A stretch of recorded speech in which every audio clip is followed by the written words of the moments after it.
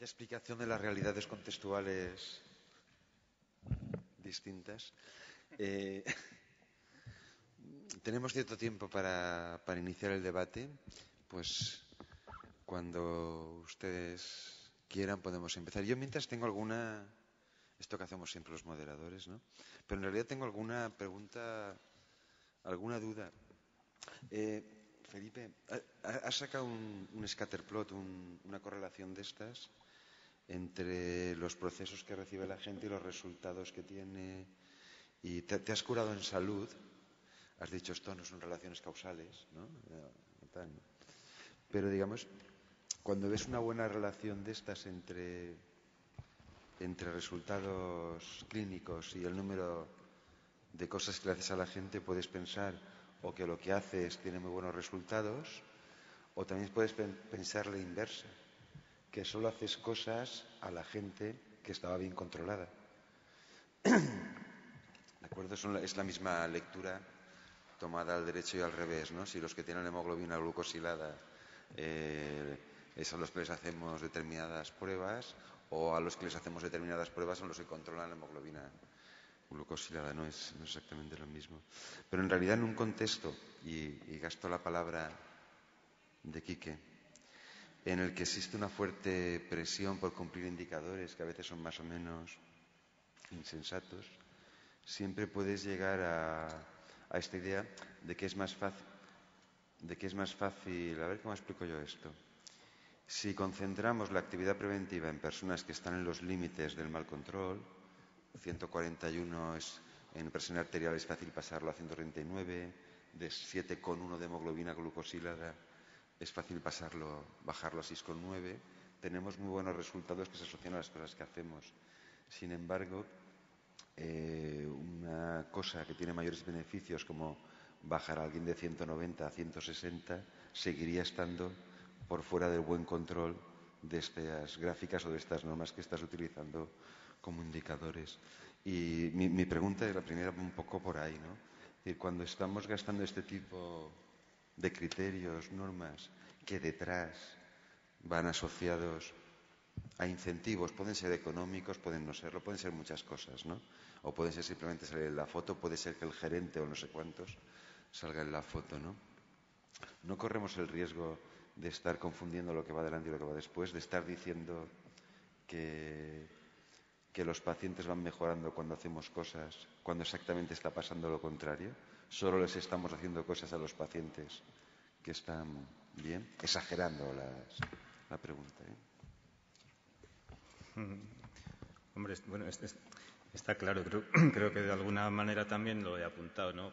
Por ejemplo, en el caso de la hipertensión, en la que no hay ninguna sugerencia en los datos de que hacerles más cosas sirva para algo, ni siquiera a estos que están en el límite, ¿no? Pero aún más, hay mucha gente, por ejemplo, en el caso de diabéticos, ahora hemos bajado del 7,5% a 7%. Seguro que hay una evidencia, estupendísima. Pero luego hablas con la endocrino, que a lo mejor el médico de familia ha hablado también con ella, y dice, bueno, yo es que a esta mujer, yo está con tenerle, si la tengo con 7,4, 7,6, pues ya me conformo, porque como además tiene no sé qué y no sé cuál, y esta mujer en estos datos va a constar como mal controlada, cuando a lo mejor está estupendísimamente controlada, ¿no? Entonces, hombre, también es el problema de los datos agregados que utilizamos, ¿no? Esto, el día que podamos hacer estudios similares con datos individuales, pues probablemente ya podremos afinar más y entonces sí estudiar primero si realmente hay relación causa-efecto entre lo que hacemos y lo que obtenemos, y también estos casos que son evidentemente muy importantes, ¿no? Que aquí no los podemos reflejar, los que pacientes a los que les ofrecemos un grandísimo beneficio, pero que sin embargo siguen estando en la parte oscura de nuestra distribución, ¿no? En fin, creo que ibas por ahí. Yo estaba preguntando si no estamos confundiendo las guías de práctica con los indicadores. Esto es lo que estaba preguntando, que no son lo mismo. Una cosa es lo que deben hacer los médicos, pues, hacia dónde deben tender los médicos. Otra cosa son qué criterios utiliza la organización para ir hacia un sitio o hacia otro, ¿no? Y Y de alguna forma estamos utilizando los criterios de guía de buena práctica, 7, 140, no sé cuántos, para dar señales a la organización que no es muy sensato. Digo esto, por ejemplo, la Veterans Administration en hemoglobina glucosilada gasta 9, en hipertensión gasta criterios de 160-90. Es decir, no porque esté diciéndole a sus médicos deben tener a sus pacientes por debajo de 9, la guía es la misma, deben tenerlos por debajo de 7. Lo que está diciendo es concentren la atención en los pacientes de alto riesgo. Esta es la señal que está dando. Mientras que nosotros estamos dando en todo el sistema señales de concentren la atención en los pacientes que están en el límite del bajo riesgo o que apenas superan alto riesgo. Esta era un poco la pregunta, pero me estoy saliendo del papel. Más preguntas tengo, más preguntas. Porque no he visto... Bueno, pues...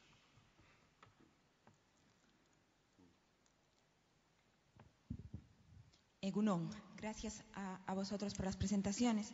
Después de haber escuchado los resultados que nos han presentado y el enorme impacto que considero que puede tener tanto a nivel de estrategias sanitarias que puedan implementarse, veo la necesidad de crear modelizar los resultados, introduciendo más factores a la hora de analizar los resultados, porque nos presentan en todos los casos, tanto para lo que a estudio de variabilidad de fármacos, como de procesos, como de hospitalizaciones prevenibles, resultados que exponen o presentan una amplia variabilidad geográfica, pero surgen muchas preguntas en medio, ¿no?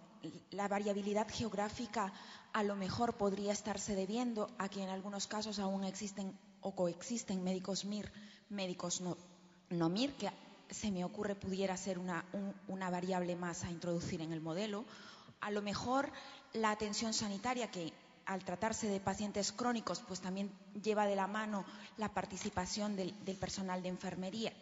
A lo mejor en algunos casos enfermería participa, en otros casos enfermería no hace parte de UVAS. En algunas comunidades autónomas entiendo que aún el sistema informático no está estandarizado ni es de amplio abasto como en otras. Entonces pienso si estos proyectos o estos resultados que nos han expuesto están o forman parte de un análisis multifactorial donde se intenta o se busca modelizar y hacer una determinación por análisis de factores para ver realmente cuál es el de mayor factor impacto. Gracias. Gracias. Sí, bueno, en todos el ejercicio incluye además la observación de asociaciones a nivel ecológico entre distintas variables que solemos llamar de la oferta y de la demanda. Bueno, para la demanda, todo lo que se produce, lo que hemos visto, lo que ha explicado Gabriel, lo que expliqué yo, y si no creo mal también lo de Felipe, tiene control de las variables, digamos, básicas, demográficas, de edad y sexo. Pero además también miramos gradiente socioeconómico, gradiente social, según como lo llamemos. Es decir, si una población tiene una tasa de desempleados mayor, tiene mayor riesgo si tiene un nivel de instrucción, la población que vive allí, mayor o menor, tiene más riesgo o menos riesgo de hospitalización potencialmente evitable. Si una población tiene una renta disponible de familias mayor o menor, tiene más o menos, en fin, distintas variables de demanda que nos pueden dar idea también de que haya factores otros que no sean los meramente clínicos los que estén influyendo en las tasas, ¿no?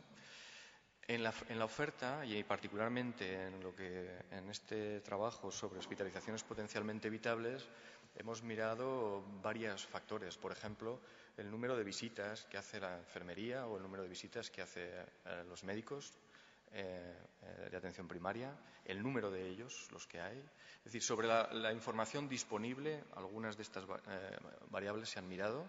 Se ha mirado también tipo de especialidades que podía haber dentro del hospital, si tenían o no tenían full-time médicos de urgencias, si tenían determinado tipo de qué frecuentación tenía el hospital, qué presión de urgencias tenía el hospital.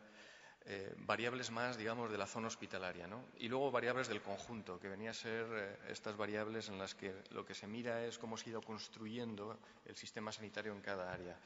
Una potente es cuánta población a menos de 30 minutos de un hospital. Hay poblaciones que tienen áreas que tienen el 100% de la población a menos de 30 minutos, poblaciones que tienen el 20% de la población solo a más de 30 minutos y poblaciones que, muy pocas en el país, por cierto, más o menos el 80% de la población está a menos de 30 minutos de un hospital, pues están lejanas, ¿no? Es decir, hay un conjunto de variables que hemos mirado. No hay una asociación ecológica fuerte con casi ninguna. La más fuerte de todas es la distancia al hospital, la menor distancia al hospital, salvo en el caso de angina, que parece que la ruralidad está influyendo mucho en la decisión. A ver, ¿estamos hablando de anginas estables o estamos hablando de anginas inestables? Esto no lo podemos determinar, pero el riesgo de tener una hospitalización potencialmente evitable si vives en un área más rural está medida de distintas maneras, ¿no? Por distintas de estas variables, es mayor, claramente mayor. Pero en general, el indicador más fuerte, la asociación más fuerte se produce en la distancia al hospital. Menor distancia, más probabilidad de una hospitalización potencialmente evitable. Bueno, son variables, pero son variables que se toman a nivel ecológico, entonces significan cosas muy distintas a veces, ¿no? Y son modelizaciones que son complejas también a veces. Tú estás metiendo en un modelo como el que mostré antes, multinivel, esencial, ¿no? El que os he mostrado es esencial, es casi un modelo vacío. Metes edad, metes sexo, metes renta, empiezas a meter una variable a nivel ecológico y en las interpretaciones te empiezas a perder. Entonces, bueno, la forma, digamos, apropiada es cuando tienes dato individual y te vas a hacer un seguimiento largo, etcétera, etcétera. Pero aquí sí, se consideran muchas variables y en este caso en particular no hay asociaciones muy fuertes, digamos. Cada vez que choco con el micrófono hago un... dicho eso, también hay una parte de la variabilidad que la consideramos legítima porque depende de factores, si están más enfermos, si son más mayores y no sé cuántos, pues nos parece normal que reciban más recursos o al revés, ¿no? Que tengan más atención, etcétera, ¿no? Sin embargo, la parte de las variaciones que dependen de cambios en las cosas que nosotros hacemos, sabemos o hacemos, no la consideramos legítima, ¿eh? O sea, no justificaríamos que alguien tenga peores resultados o que utilice peor la atención porque sus médicos no son MIRES. Como organización deberíamos localizar el problema y ponerlo, pero esta variación no es aceptable. ¿Se entiende esto, no? La parte que depende de la organización sanitaria en sí, la variación en la atención, en los cuidados o en los resultados, que depende de que nosotros hagamos peor o mejor las cosas, esta es la parte de variabilidad no deseada, inaceptable, justamente la que queremos no... Identificar los factores sí que lo queremos, pero aceptarlos no. Decir que esta parte es aceptable porque esta gente no sabía mucho no es razonable en nuestro contexto. ¿Más preguntas?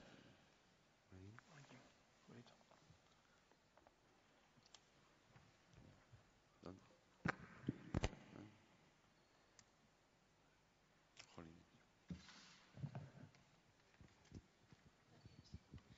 Hola, buenos días.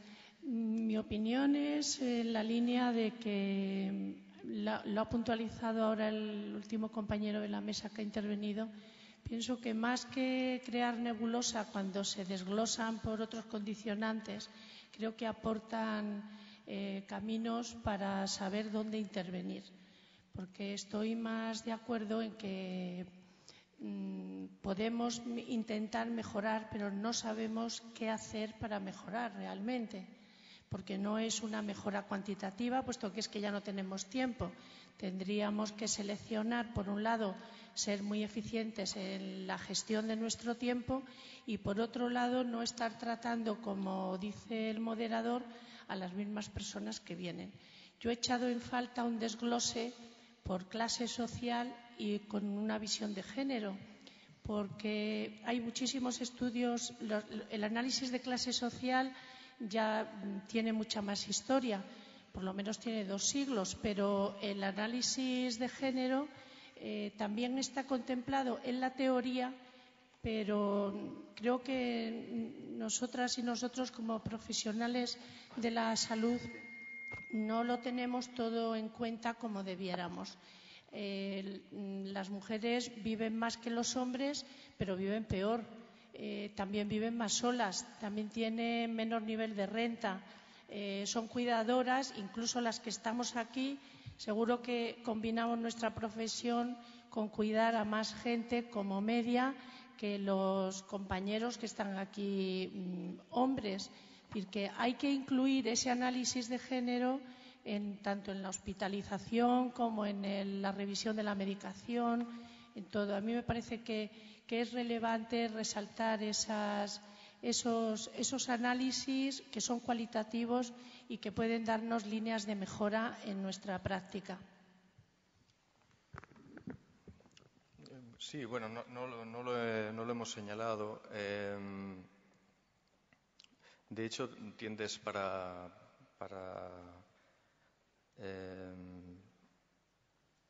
presentar los resultados de forma estandarizada, de forma que no sabes qué es lo que pasa con hombres y con mujeres. Existe ese ejercicio está hecho también, no lo presenté hoy, y lo hacemos sistemáticamente para todas las variaciones. Hombre, no hay variaciones tan grandes en el país, en el asunto de hombre-mujer. En este caso particular de las condiciones sensibles a cuidados ambulatorios, lógicamente vas a encontrar diferencias atribuibles a la diferente epidemiología, ¿no?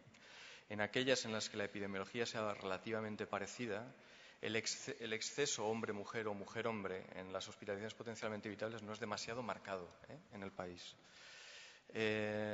No sé si accedes a la página web te podrás descargar este análisis completo, pero no es especialmente llamativo. Ni en esto ni en muchos. Nosotros que el foco de atención lo ponemos en hospitalizaciones, la mayor parte de nuestros trabajos, no hay cosas muy llamativas. No hay cosas muy llamativas. Incluso los hombres a veces, cuando estamos mirando algunos resultados sanitarios, tienen riesgos muy superiores a los de mujer. Riesgos me refiero a mortalidad, por ejemplo, o me refiero a la probabilidad de tener un tromboembolismo pulmonar después de una intervención quirúrgica o a sufrir muerte después.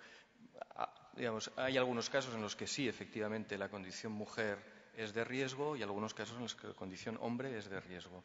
Pero bueno, puedes descargarte de la web todo lo que quieras. En el caso concreto de hospitalizaciones potencialmente evitables, hay algunos focos del país en los que se observan diferencias hombre-mujer que relativamente merecerían atención. La mayor parte no, la mayor parte es bastante homogéneo. Y en el tema de gradiente social, lo mismo. El gradiente social, como he señalado a la persona que intervino antes, se estudia de oficio, digamos. Básicamente estas 3 variables: tasa de desempleo, nivel de instrucción y renta disponible de las familias. Algunas otras más. ADSL por cada 1000 habitantes, número de coches matriculados, número de líneas telefónicas, presupuestos municipales que no sean capítulo de inversiones. En fin, tenemos una docena de indicadores que nos miran un poco cómo está el gradiente social en el país. Es cierto que son indicadores ecológicos, no estamos viendo persona a persona, que persona a persona puede haber cosas, puede haber diferencias. Digamos que la renta media de un área sanitaria, que es lo que miramos, o la tasa de desempleo no nos está mostrando grandes cosas en el país.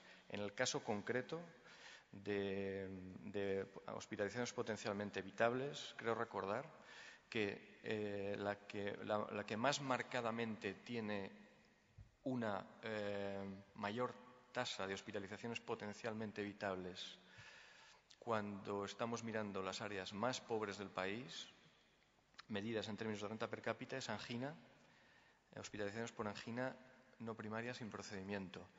Y habitualmente son las áreas con más ricas las que presentan más tasas de hospitalizaciones en insuficiencia cardíaca congestiva y EPOC. Dicho eso, como son variables ecológicas, a lo mejor no estamos mirando renta, sino que lo que estamos mirando es concentración poblacional en torno a. Y seguramente ciudad es más renta per cápita que pueblo, en general en el país.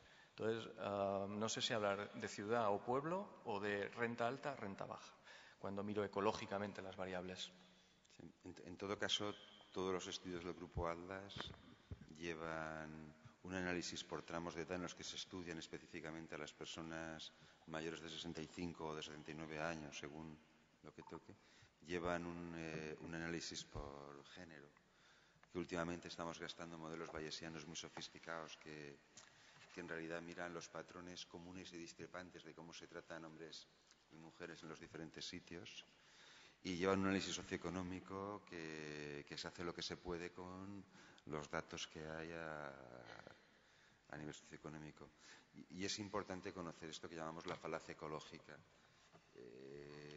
El hecho de que los territorios de renta alta no tengan tasas de utilización mayores o menores que los de renta baja no quiere decir que los ricos y los pobres dentro de cada territorio no tengan tasas de utilización mayores y menores. ¿De acuerdo? Los resultados que se obtienen para agregados territoriales, para países, regiones o áreas, no deben extrapolarse a los individuos que viven en ellas. Igual que al revés, los resultados que obtenemos en el estudio de base individual, lo que llamamos la falacia atomista, no deberían extrapolarse a los territorios enteros. El que Estados Unidos sea el país más rico del mundo, etcétera, etcétera, etcétera, no quiere decir que sus pacientes, sus personas o tal sean todas ricas. ¿Se entiende ese tipo de juegos, ¿no? Son dos tipos de estudios diferentes. Los estudios de variaciones geográficas son estudios que el individuo es un territorio con gente dentro y los resultados deben inferirse a estos territorios con gente dentro, no a cada una de las personas que viven en ellos. Estaba buscando mientras hablaba contigo, no lo veía. No sé si has podido pillar uno de estos, pero si lo tienes, es el primer ejercicio.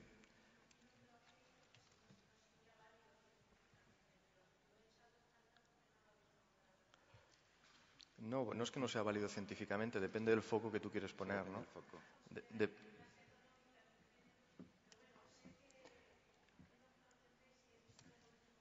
No, pero lo que te quería contar es lo que pone aquí el texto, porque para mí hay dos referencias de cierto interés no mediatizadas por la epidemiología, hombre-mujer, que son la diabetes y la no extremadamente mediatizadas.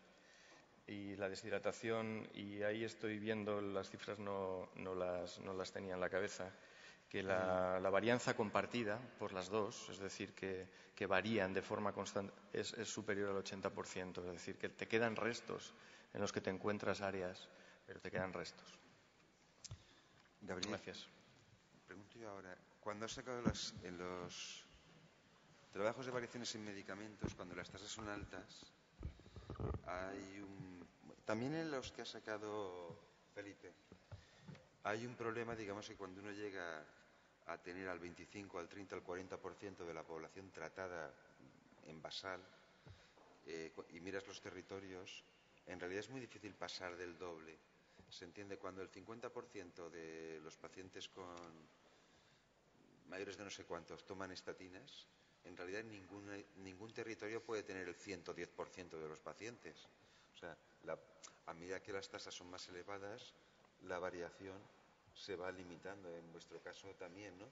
Si tienes un 70 o un 50% de diabéticos, la variabilidad va a ser baja. ¿Se entiende? A ver, en términos de variación, es lo mismo de 0,2 a 0,4%, el doble, que de 20 a 40, el doble. Pero el impacto no es el mismo y a medida que va subiendo, la capacidad de variar es diferente, ¿no? ¿Cómo abordamos esto? ¿Cómo podríamos ser capaces de manejar en términos comparativos la variación en este tipo de actividades de elevadísima prevalencia respecto a otras que decimos que varían 15 veces, 20 veces, no sé cuántos, pero en estas 15, 20 veces de variación apenas hay pacientes, mientras que en una variación del 10%, en las cifras que te estás sacando, hay miles y miles o cientos de miles de personas a nivel nacional, ¿no? Estamos dando un mensaje confuso con esto. Os estaba oyendo y estaba cayendo en esto. No sé, cualquiera de los dos, o los dos. Hombre, vamos, yo creo que eso es un problema muy común, ¿no? Es como hablar de la reducción absoluta o de la reducción relativa del riesgo, ¿no? Está claro que esto hay que ponerlo en el contexto con otras circunstancias, con las consecuencias clínicas en primer lugar. Sería por muy poco frecuente que sea un asunto, pues si es muy grave, sería grave que hubiera variaciones muy amplias en su manejo, ¿no? Ahora mismo el impacto económico es clave, ¿no? En los atlas estamos aburridos de decir, en este tema no hay mucha variación, pero dada la gran cantidad de esto por ejemplo, en medicamentos, ¿no? Medicamentos que son muy caros, algunos medicamentos que son muy caros. No encontramos mucha variación, pero claro, el que haya una poquita variación significan cientos de millones de euros gastados, ¿no? O sea, que yo esos casos que tú dices, que es la pura verdad, yo he mencionado, claro, ha disminuido la variación en todos los indicadores que tenemos de cribado, ha disminuido mucho la variación, porque ahora se criba mucho más, ¿no? Pero claro, esto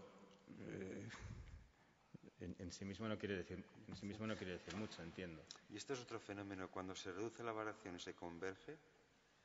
se converge en zonas en las que no deberíamos estar. Digamos, no me voy a meter con el cribado de POC, ¿no? Pero ni siquiera la US Preventive Task Force recomienda el cribado de POC. Es decir, o sea, ni siquiera una cosa que recomienda el cribado de todo, para el cribado de POC ni siquiera ¿no? Y sin embargo nosotros cada vez hacemos más y reducimos la variación porque prácticamente dentro de nada los tendremos a todos sobre medidas que no están claros el sentido y el valor que tienen, ¿no? ¿Cómo abordamos también este tipo de cosas? Ahora para aquí que también y para... No, a ver, yo creo que no podemos abordarlo cuando toque, pero medirlo, que es yo creo que tenemos que dar las fotos de la evolución de la tasa, cómo evoluciona ese número, la carga, la magnitud del fenómeno, cómo evoluciona la variación y claro, siempre ponerle sentido común. Es decir, si estamos hablando de algo que hay que hacer, es mejor que la tasa vaya creciendo. Si hay algo que tenemos que dejar de hacer porque no se ha demostrado que sirva o porque ya ha sido sustituido por algo mejor, más coste efectivo, pues la tasa tiene que ir hacia abajo y la variación reducirse hacia abajo. Es decir, tenemos que ver la doble foto, la foto de la evolución de la magnitud del fenómeno y la foto de la evolución de la variación. Requiere, perdona, longitudinalidad, esto como la atención primaria. Y continuidad, no hay que dejar de hacerlo. Respecto al primer comentario, pregunta de Boro, en cuanto a consumo de medicamentos, es un problema de difícil solución. Lo que comenta Boro, que obviamente cuando la prevalencia de utilización es muy alta, observar diferencias grandes es muy difícil. Por eso he intentado darle importancia aquí al impacto poblacional de estas variaciones, no solo a la variabilidad, que en el caso, por ejemplo, de estatinas, obviamente no puede haber una variación muy importante, que había, pero no puede haber tanta variación como en fármacos de menor utilización, pero que pasen de tratar del 20 al 40 tiene un impacto poblacional brutal. En el caso de fármacos de muy baja utilización, como las hormonas paratiroideas, obviamente la capacidad para existir variabilidad es mucho mayor. La prevalencia de utilización estaba en torno al 0,2, 0,3, pero sin embargo hay mucha variación y esas variaciones, dado que aunque es entre tasas de utilización más bajas y tiene un impacto poblacional menor, en este caso, por ejemplo, tiene un impacto en variaciones en gasto muy importante. Respecto a la última pregunta o comentario, obviamente, sí, el que converja la variabilidad en menor variabilidad no... O sea, lo importante es que converja a niveles adecuados de utilización, aunque en el caso de consumo de medicamentos a veces es difícil, ¿no? Saber cuáles son los niveles adecuados de de utilización de un determinado fármaco. Podemos estar en una tasa adecuada y no haber acertado con ninguno de los pacientes individuales que la están tomando. Sí, luego otro en relación con esto de la convergencia, que es muy interesante. El otro día, verdad, que en una sesión que tuvimos en Vitoria, pues salieron varios asuntos, como no fuera del ámbito de la atención primaria, ¿verdad? Pero, por ejemplo, en cáncer de próstata veíamos cómo hemos ido convergiendo, pero hemos ido convergiendo a una zona probablemente de sobretratamiento, ¿no? Ahora hay un follón de miedo con la próstata, unos que dicen unas cosas, otros otras, pero hemos ido convergiendo hacia ahí. Y ha pasado lo mismo en otros procedimientos cardiovasculares y en otras cosas, en un contexto en los años 2000 a 2008, 2009, que son los que analizamos, de bonanza económica. Yo creo que estamos a punto de empezar a ver cómo empezamos a diverger en algunas zonas y en otras, en la medida en que el acceso a los medicamentos empiece a no ser tan fácil, o a procedimientos de estos que son caros, ¿no? Es decir, que el contexto pues es el que es, y desde luego no podemos dejar de tenerlo en cuenta. ¿Alguna pregunta? Pues muchas gracias a los ponentes, muchas gracias a ustedes.